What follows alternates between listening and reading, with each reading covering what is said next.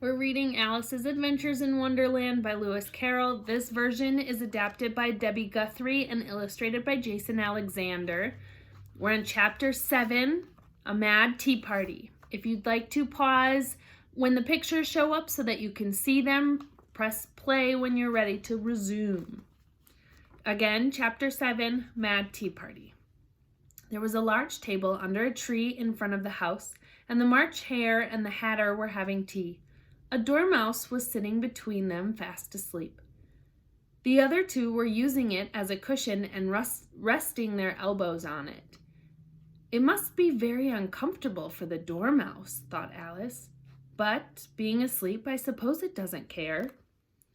The table was long and was set for company, but the three were all crowded at one corner of it. "There's no room, no room," they cried out when they saw Alice coming. "There's plenty of room," said Alice, and she sat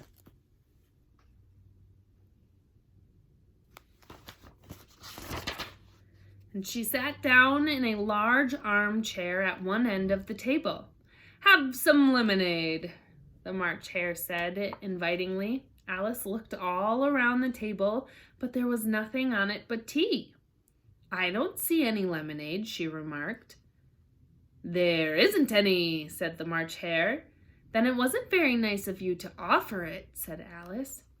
"It wasn't very nice of you to sit down without being invited," said the March Hare. "I didn't know it was your table," said Alice. "It has plenty of room." "Your hair needs cutting," said the Hatter. He had been looking at Alice for some time with great interest, and this was his first comment. "You should learn not to make personal remarks," Alice said. "It's very rude." The Hatter opened his eyes very wide, but all he said was, "Why is a raven like a writing desk?" Good, now we will have some fun," thought Alice. "I'm glad they've begun asking riddles," she said aloud. "I think I can guess that." "Do you mean you think you can find the answer to it?" said the March Hare.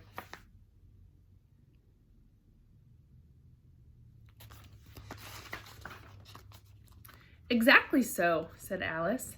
"Then you should say what you mean." And the March Hare went on. "I do," replied Alice. "At least I mean what I say. That's the same thing, you know."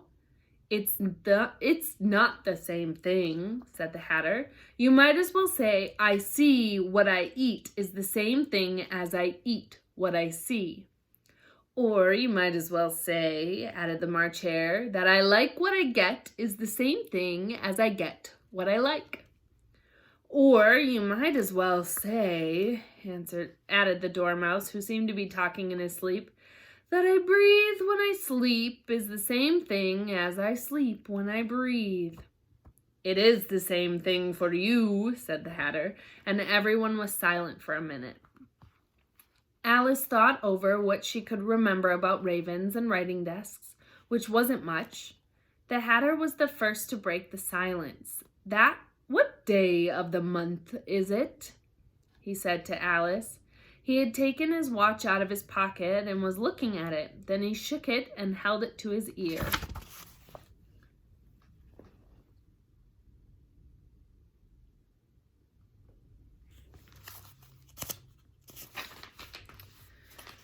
Alice thought to herself a little and then said, "The 4th. "2 days wrong," sighed the Hatter. Alice looked over his shoulder with interest. "What a funny watch," she remarked. "It tells the day of the month, and it doesn't tell what o'clock it is." "Why should it?" muttered the Hatter. "Does your watch tell you what year it is?" "Of course not," Alice replied, "but that's because it says the same year for such a long time, which is just the same case as mine," said the Hatter. "I don't quite understand you," Alice said as politely as she could. "The Dormouse is asleep again," said the Hatter, and he poured a little hot tea upon its nose. The Dormouse shook its head and said, without opening its eyes, Of course, Just what I was going to say myself. Have you guessed the riddle yet? The Hatter said, turning to Alice again. No, I give up, Alice replied. What's the answer? I haven't the slightest idea, said the Hatter.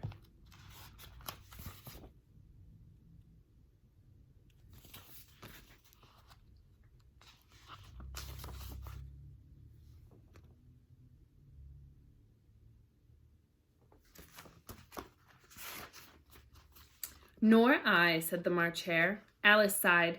I think you should do something better with the time, she said, than waste it asking riddles you have no answers to.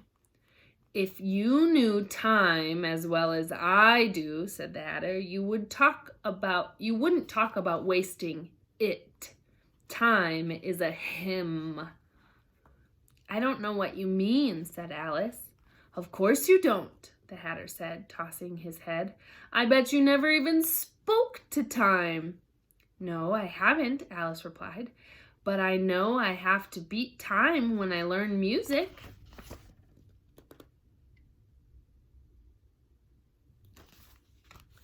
Ah, that's it, said the Hatter. Time won't stand beating. Now, if you only kept on good terms with him, he'd do almost anything you liked with the clock.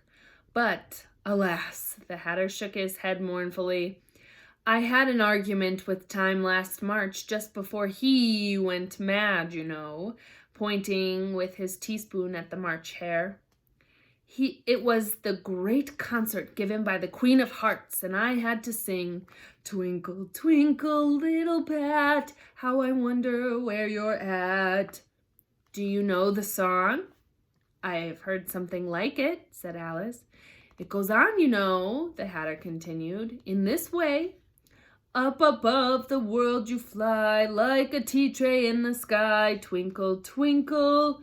Here the dormouse shook itself and began singing in its sleep, Twinkle, twinkle, twinkle, twinkle, and went on so long that they had to pinch it to make it stop. Well, I'd hardly finished the first verse, said the Hatter, when the Queen jumped up and yelled out, He's murdering the time! Off with his head! How terrible! Exclaimed Alice. And ever since that, the Hatter went on in a mournful tone. He won't do a thing I ask. It's always 6 o'clock now. Is that the reason so many tea things are put out here? She asked. Yes, that's it, said the Hatter with a sigh. It's always tea time, and we've no time to wash the things in between. Then you keep moving around the table, I suppose, said Alice. Exactly, said the Hatter. As the things get used, but what happens when you come to the beginning again? Alice asked.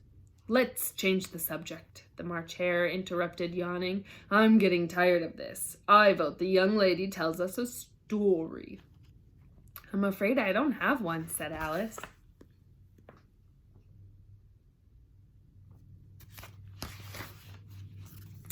Then the Dormouse shall, they both cried.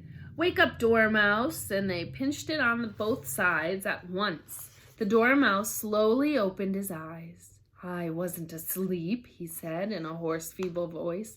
I heard every word you fellows were saying. Tell us a story, said the March Hare. Yes, please do, pleaded Alice.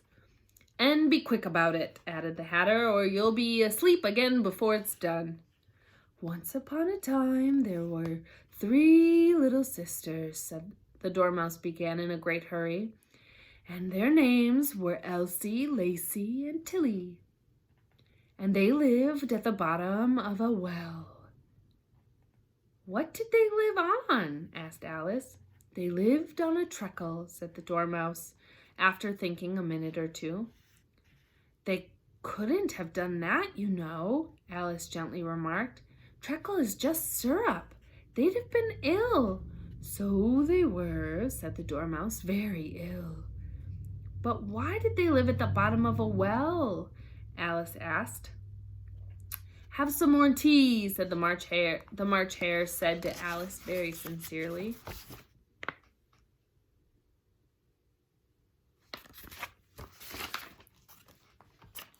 I haven't had any yet, Alice replied, so I can't have any more.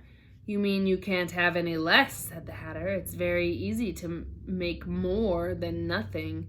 Alice did not know what to say, so she poured some tea and took some of the bread and butter and then turned to the Dormouse and asked again, why did they live at the bottom of the well? I want a clean cup, interrupted the Hatter. Everyone move over one place. He moved on as he spoke, and the Dormouse followed him, and the March Hare moved into the Dormouse's place, and Alice unwillingly took the place of the March Hare. The Hatter was the only one who got a clean cup from the move. Alice was worse off than before, as the March Hare had just spilled milk into his plate. The Dormouse had closed its eyes by this time and was going off to sleep. The Hatter pinched it, and it woke up with a little shriek and went on. They were in the well learning to draw. They drew things that begin with M, such as mouse traps and the moon and memory and muchness. You know, you say things are much of muchness. But did you ever see a drawing of muchness? I'm very confused, said Alice. I don't think... Then you shouldn't talk, said the Hatter. Alice had certainly had enough. She got up and walked off. The Dormouse fell asleep instantly, and neither of the others cared or noticed that Alice had gone. She looked back once or twice, hoping they would call her back. The last time she looked, she saw them trying to put the Dormouse in its pot.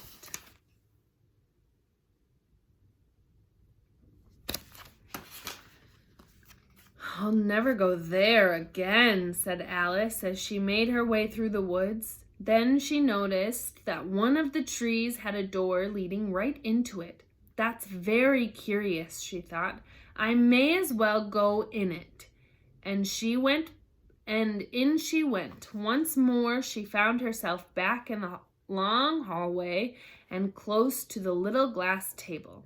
This time I'll get this right, she said, and took the little golden key off the table and unlocked the door that led into the garden. Then she nibbled on the right-hand bit of the mushroom until she was about a foot high. She walked through the little door, and at last she found herself in the beautiful garden. All right, that's it for Chapter 7. On our Google Classroom post, I want you to go in and make your prediction for Chapter 8, which is called The Queen's Croquet Ground. So remember, she just finally got through the tiny door into the beautiful garden that she noticed. And the next chapter is called The Queen's Croquet Ground. So what do you think is going to happen in that tiny garden?